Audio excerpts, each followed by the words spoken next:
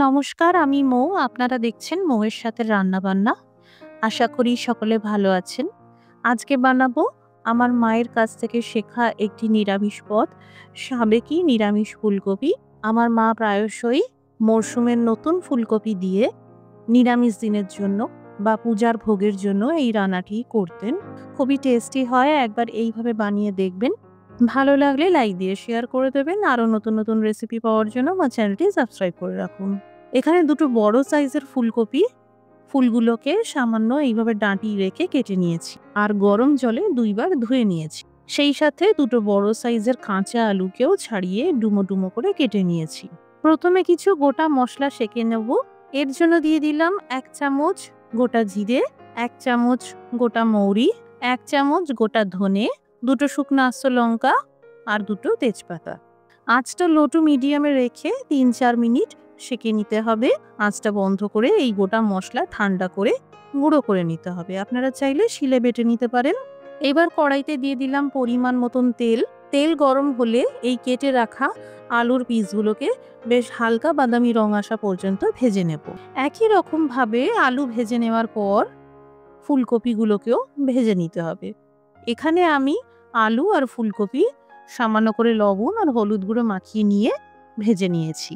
এবার ওই অবশিষ্ট তেলে 1 মুঠো মতন নারকেল কুচি ভেজে নিলাম। এটা পুরোপুরি অপশনাল। যদি নারকেল হজমে কোনো সমস্যা থাকে তাহলে কিশমিশ দিতে পারেন। এই রান্নাটা সম্ভব হলে ঘিতে বানাবেন, খেতে আরও ভালো হবে। এবার ফোড়নে ভেজে নিলাম তেজপাতা, শুকনো আস্ত লঙ্কা, 1 চামচ গোটা জিরে, আধা চামচ গোটা মৌরি, 1টা করে গোটা এলাচ, দারচিনি আর লবঙ্গ। আঁচটা লো টু মিডিয়ামে রেখে দিয়ে দিলাম থেতো করা 3টে কাঁচা লঙ্কা আর আদা।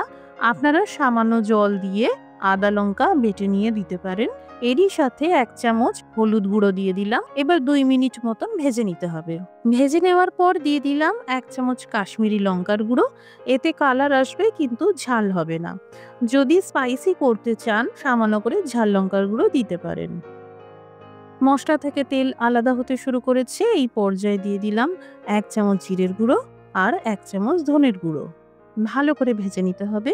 ভেজে নেওয়ার পর এবার এই ভেজে রাখা আলু আর ফুলকপি দিয়ে দিলাম। মশলার সাথে ভালো করে মেশানোর পর স্বাদ মতন লবণ দিয়ে দিলাম। যতটা ঝোল রাখতে চাইছেন সেই বুঝে জল দিতে পারেন।